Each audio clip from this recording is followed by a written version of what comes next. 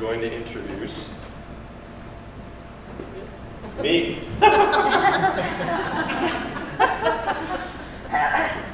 So hi, I'm Alan Voivod, and some guy named Alan Voivod is about to come up and deliver a presentation. He's a co-owner and ally in Possibility at Epiphanies. And in the vein of following one's own path, in a former life I was actually a bank auditor and a financial analyst. And once upon a time, a lady I knew I had a kid with, and we said, well, who of us likes what we're doing better? And she liked what she was doing better than I liked what I was doing, so that was that. And then a few years later, we started this crazy company up here in the wilds of New Hampshire. So it's been quite a journey and a path, and I can definitely say without question that everything that Abby's talking about, this is what has been scary at times, white knuckle scary at times, and it's still been the best thing that I've ever done. So the other best thing that I've ever done is also realize that when you theme a presentation around something Star Wars related, there's a great temptation to put a lot of quotes and a lot of lightsaber noises into the PowerPoint, and I wisely managed to stop myself and not make it too crazy. So there will be a few references here and there. I cannot believe that the child in that Volkswagen video had never seen Star Wars. I think those parents are actually, I think that's somebody that like child services should talk to. It's kind of ridiculous. Thank you very much, by the way, to Kevin Scarrett, our brand partner for the event, for photoshopping my face into there. So, we are going to talk about 7 Jedi strategies for mastering the social media force. And this is the one that we're going to start with. There's nothing there, is there? So here's the thing. One of the things that the Jedi are known for are meditating, for being silent, being still, being calm. And I think, for at least certainly in my experience, this has been one of the things that, when it comes to business in general and social media in specific, this has been one of the best things that I have learned to do, and it's a practice. I mean, anybody who does yoga and meditation and all that stuff will tell you it's a practice. It's not something that you actually ever really master per se. But breathing, getting outside, giving yourself calm space, giving yourself time to think.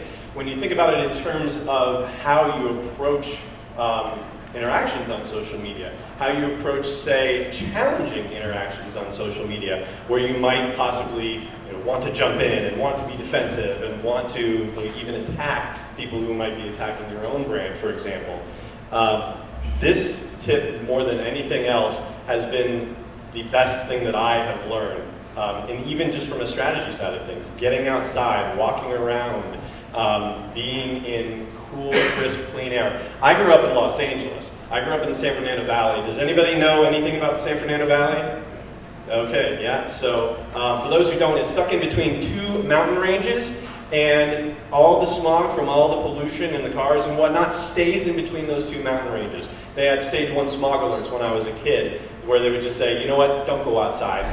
Just don't go outside. It's not good to breathe. I would go outside anyway. And it felt like the bottom half of my lungs were gone. I could take half a breath and then I would start coughing. That's how bad it was.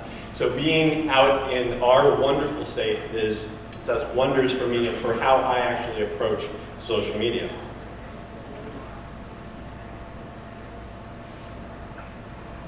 And now here's the funny thing.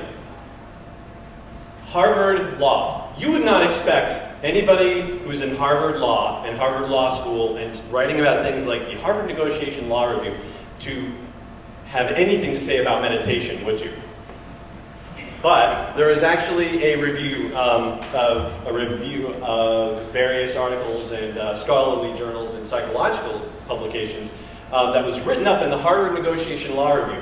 And they are advising their law students about the value of meditation for negotiation, for actually approaching negotiations and finding opportunities for trade-offs in negotiations that if you weren't meditating and taking time to look at things objectively, there are opportunities for negotiators to actually come up and create collaborative solutions that people ordinarily wouldn't recognize unless they had that meditative capacity, which I thought was kind of remarkable.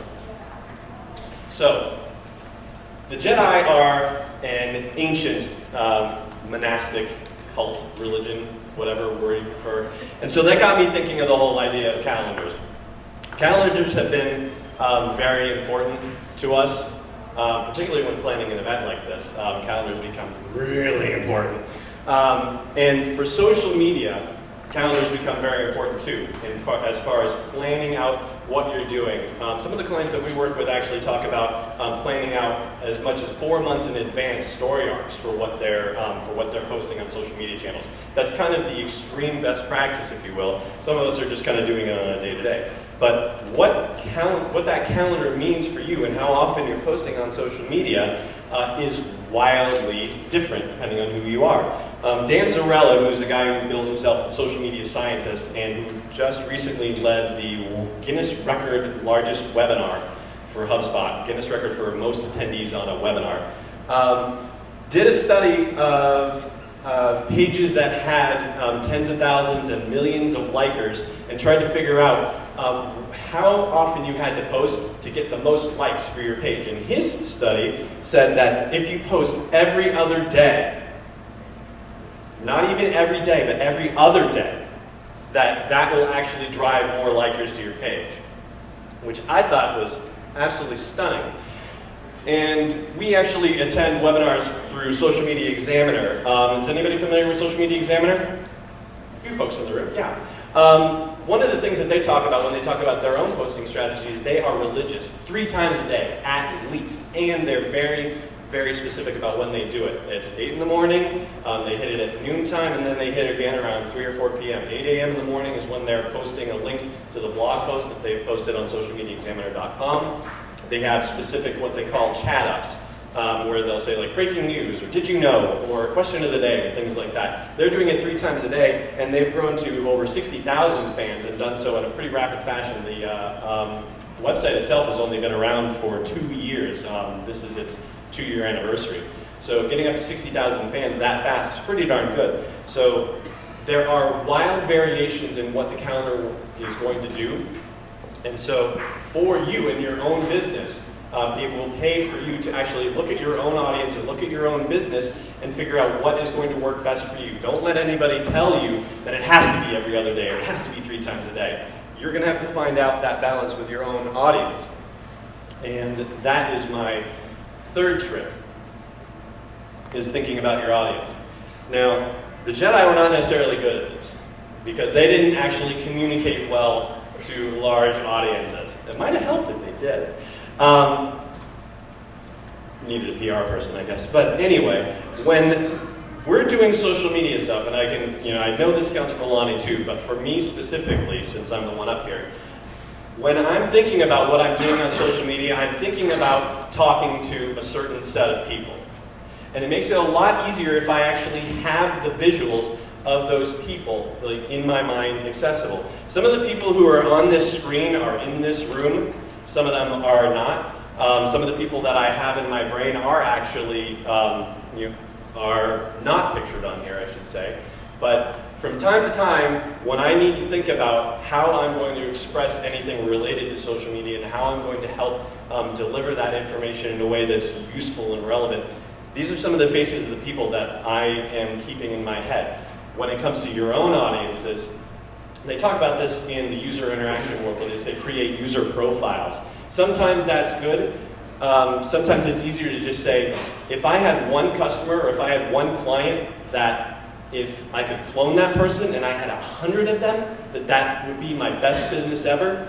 That's the person that you want to be doing anything on social, whether you're writing, whether you're recording audios, videos, tweeting, making comic life comics, whatever you do, that is the one person that you need to be talking to and creating all of your content to address. Another reason why it's so important to think that way is because if you're going to be trying to make connections with your audience, you need to do it in a way that's actually going to get seen by your audience. This was a study that was done by the folks at All Facebook, and that's a great resource for Facebook information if that's something that you're really interested in diving into. Most people, if you have a Facebook fan page or liker page, whatever the case may be, and how many people do in this room have a liker page for their business, a business page? 95% of the people who are seeing your posts are not actually seeing it on the page itself. Our page is at, say, facebook.com/ahayourself. Anything that we post, 95% of the people who are seeing it are actually seeing it in their newsfeed when they're logged into facebook.com. And of that, only 3 to 7.5% of your fans or likers are actually seeing them in the first place, or actually seeing them delivered in their newsfeed. So, when it gets there, when you have content that gets there, it has to be the best content that you can possibly deliver. So, what is content? And thank you for the guest appearance by Lonnie's fingers on the right there, and your penmanship, which is so much better than mine. Content is information you share with an audience in any form, which ideally provides a value to them, and it doesn't necessarily have to be, when we say tangible, it doesn't have to be, here's a coupon, because that has a tangible value. It can be the emotion that you create. But there is one next step beyond it. It's not just engaging content, it's content that creates action. Does anybody remember this? Yeah, Schoolhouse Rock. That's right. I get my thing in action. Right? Action. What action are they going to take? And again, it doesn't have to be something like, use this 20% off coupon. It could be getting somebody to answer a question. I know that, I've lost Steve, there he is.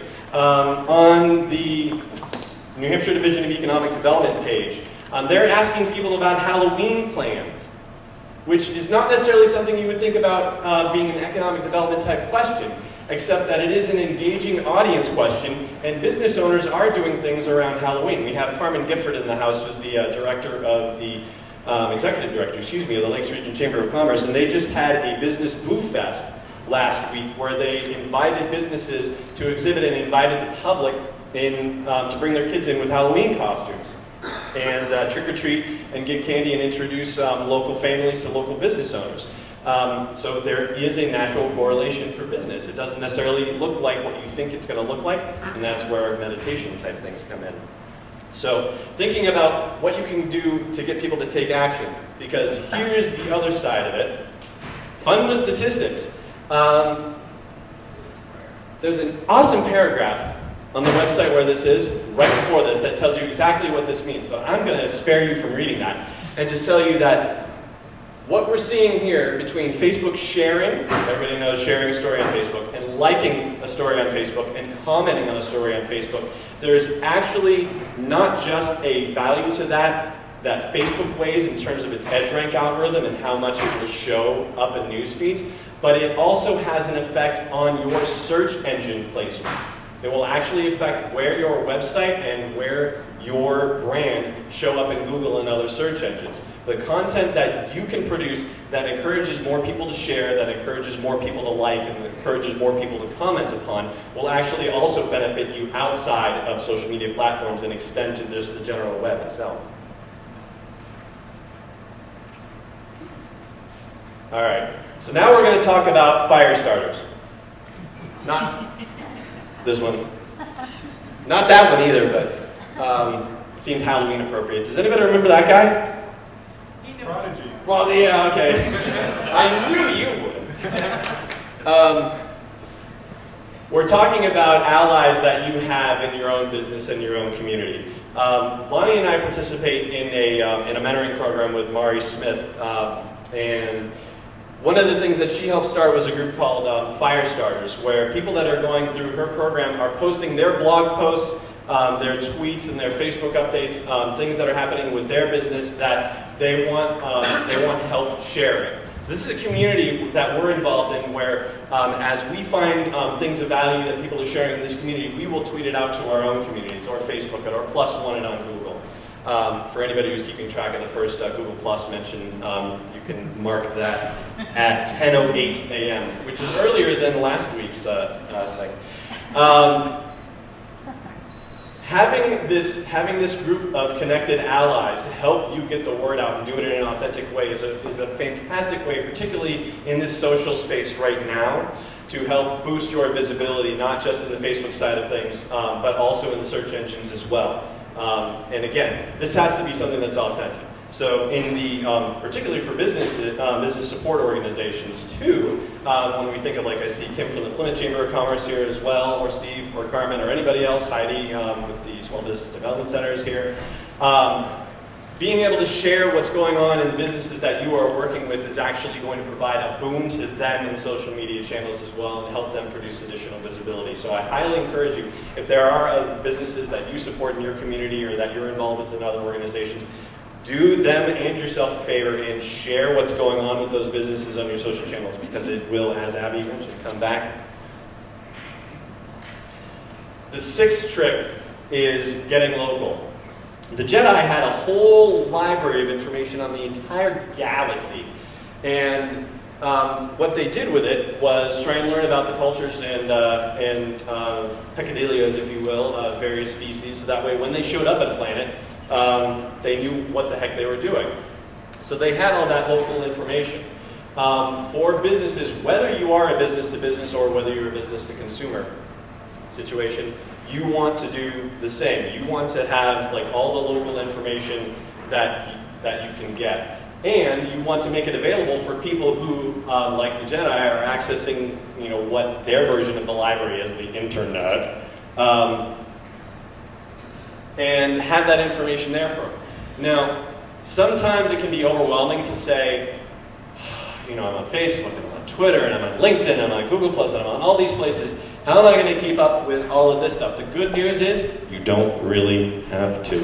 The dirty secret back in 2008, when we had started in our own business, taking our blog posts and having the RSS feed pull the blog into Facebook, we had people coming up to us and saying, "Oh, you guys are all over Facebook." And like early 2008, we were just kind of getting our bearings on Facebook, and people were saying, "Oh, you guys are all over that." And we said, that's great feedback. I guess we better get all over that. So we did. Same goes here for your own business. These are, whether it's Foursquare, and Walter is going to be talking a bit about location-based services, so I'm not going to step on his toes too much. But whether it's Foursquare or Google Places, whether it's Yelp or even Scavenger, which is a game-based location service that we're just starting to hear a lot about. Having your brand protected and established on these channels is a great thing for you, because people are using the internet to find local businesses. Google did a study and they put it at 95%. I'm actually shocked that there are 5% of people who are not looking for information on local businesses online. I cannot believe that that's accurate. There are still people doing it, but I guess there are. Having at least the claimed business listing in the major location-based services, so that when people search for you, that you are there to be found, is a very smart strategic thing. And there's a concept in the search engine optimization world called universal search placement, where if you take advantage of all of these awesome platforms by establishing your brand and putting in the keywords that are related to your brand, you have a much better chance of coming up in organic search engine results and dominating that first page of Google search results if you are doing more to take control of your brand and take control of those keywords by using these awesome platforms. And just as a curiosity question, how many people in the room on a regular basis look at the second page of Google search results? But you're social media people. Actually, it was about a third of the room. So 2/3 of this room tends to stay on the first page and doesn't go regularly to that second page.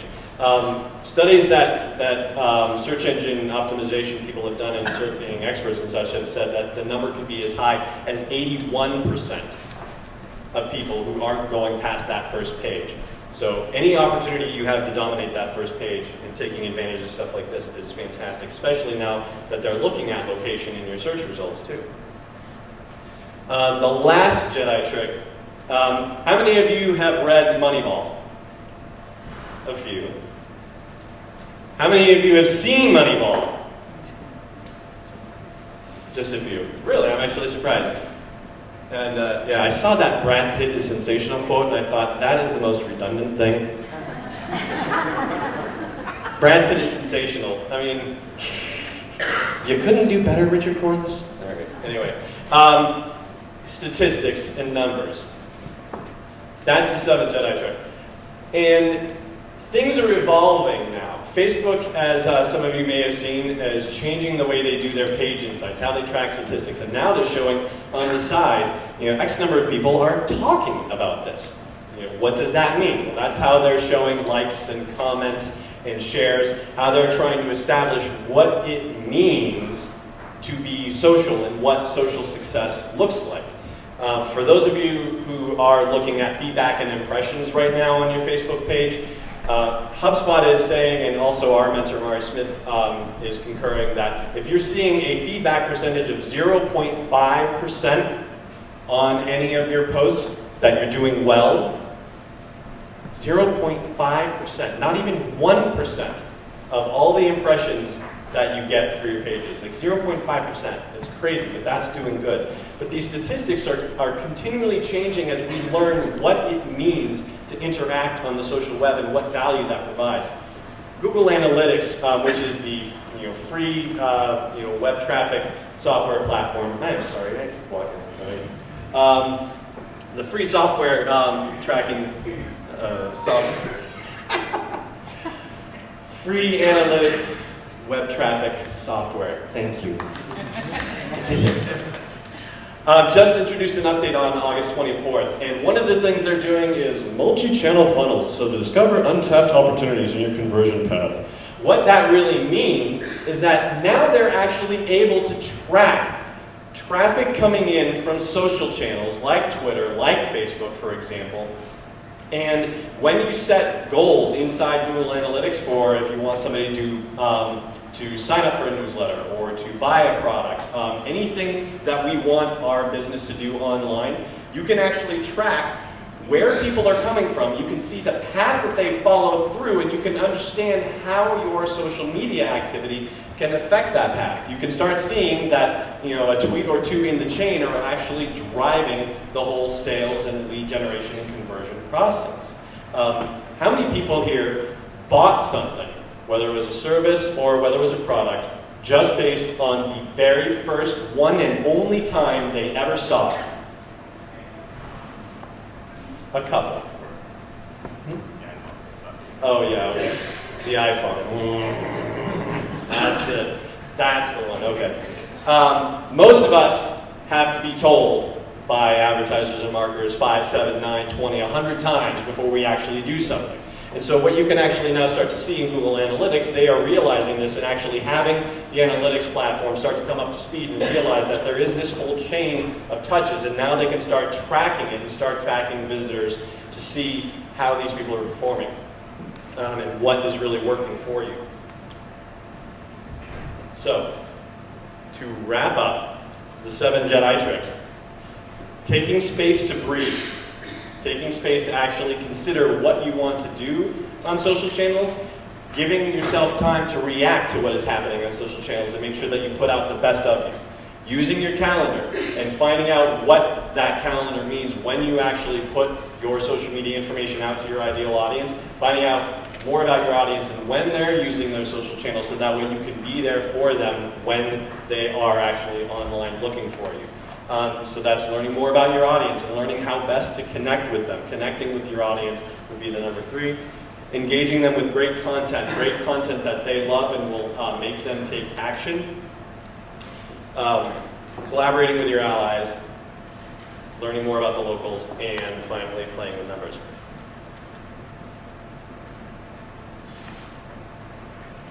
And that is it for me for the moment. And so, any questions you want to throw at me? I have one hand right up here. Hi.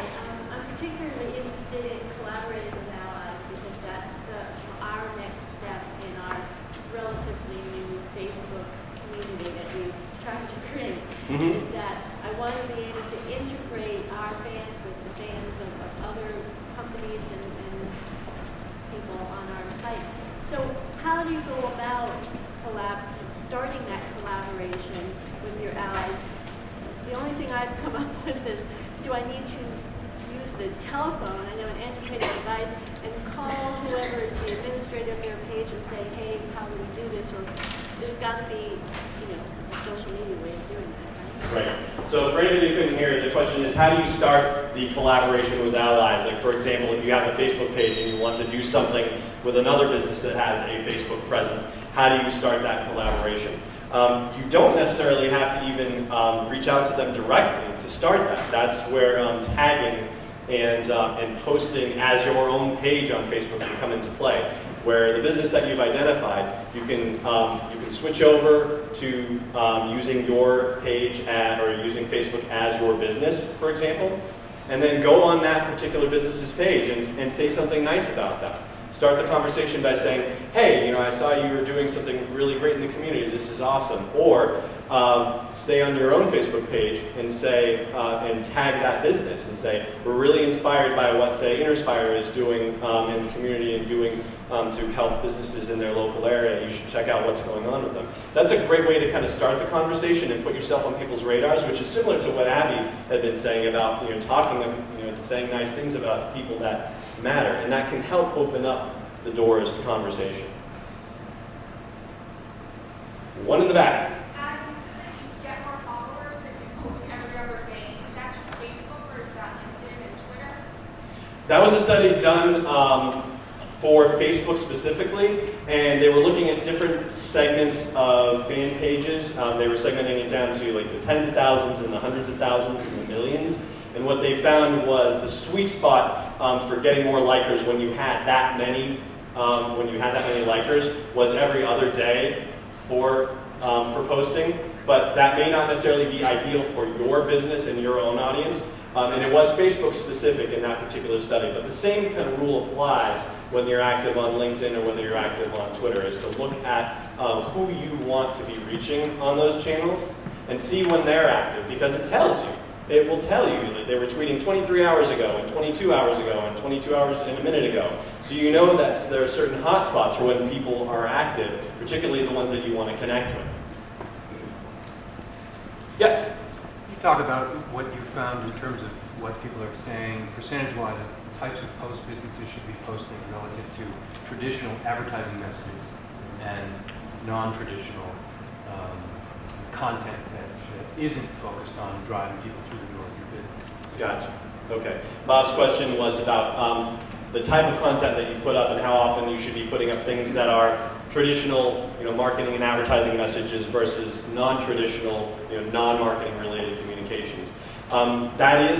That's something that's going to depend on the business. Like, for example, Dell Outlet pretty much tweets everything about cheap computers and refurbished computers, and that's all they do, and they're doing just fine. They're making millions. So they've set an expectation with their social presence for that particular account. That's what they're doing on there.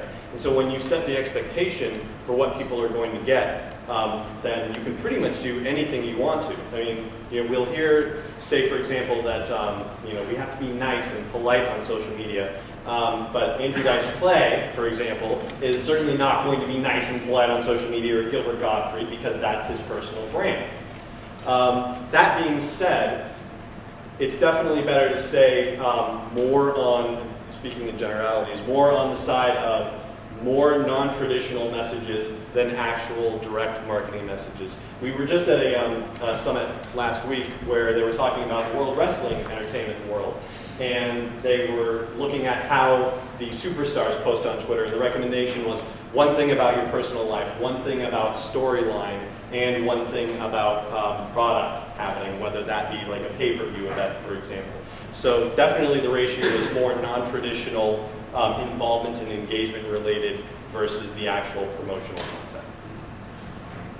Yes? At the beginning you said when you got on RSS feeds, all of a sudden you were all over the place. What's that all about?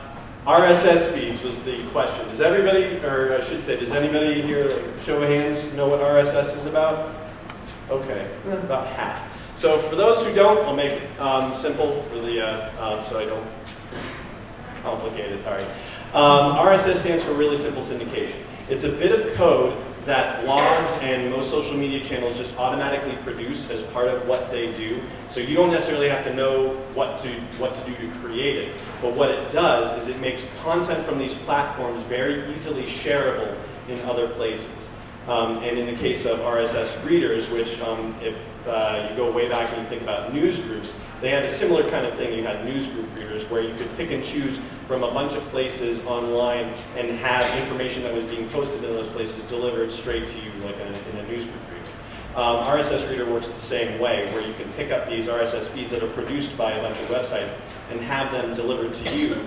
And then by extension, you can actually take your own RSS feed and have it go out into other parts of the world. How do you do that? It depends from platform to platform. In LinkedIn, for example, if you want to have your WordPress blog be piped in to LinkedIn, you go to the applications and there's a thing for WordPress and it will say enter your RSS feed in here. When you're on your blog, usually up in the address bar, there's that little RSS icon, which is, oh, yep. It's that icon right there. So you look for that, and that gives you the web address for the RSS feed. You take that link, and that's where you put it in where they're asking for it in LinkedIn, and suddenly all the blog posts that you're posting are now being piped into LinkedIn, and every time you put in a new one, that new one will show up in LinkedIn for you as well. You're done one? One more. Yes? What's your favorite social media platform?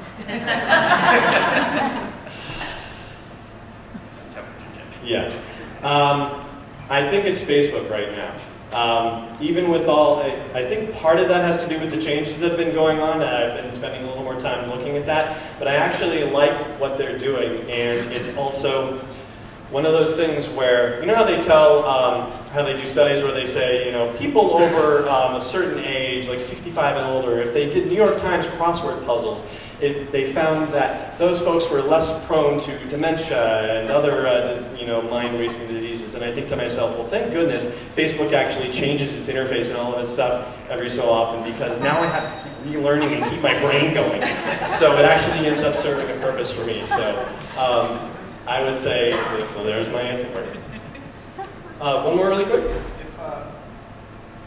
it wise to post different information on Twitter versus Facebook? Or maybe conversely, is it smart to drive Twitter followers to your Facebook posting for more information? You're able to post more. The question was about integration and about whether it's smart to post the same information on different social networks. There are varying opinions about that, and for our own sake, what we do is we have the blog as our starting point, and we will post content from our blog on Facebook and on Twitter. If we post videos on YouTube, we will post that to Facebook and Twitter. So we do things across all platforms, but at the same time, we try to find opportunities to do unique activity on other platforms as well, particularly with Facebook and Twitter. So we will actually have Facebook-specific posts and Twitter-specific tweets. But so I would say a mix in the middle is probably the best recommendation. And we also play with words that descriptive. That is another good point too. We don't necessarily take the exact same phrasing for something and post it in all the places. We may write different introductions to things. And in Twitter, of course, it's very easy because you have a few characters to play with, and then you can just go ... and put the link, and that's it. But generally speaking, we will try to introduce things in a different way, even if it is the same main content that's being posted in different places. All right. Well, thank you very much for your time.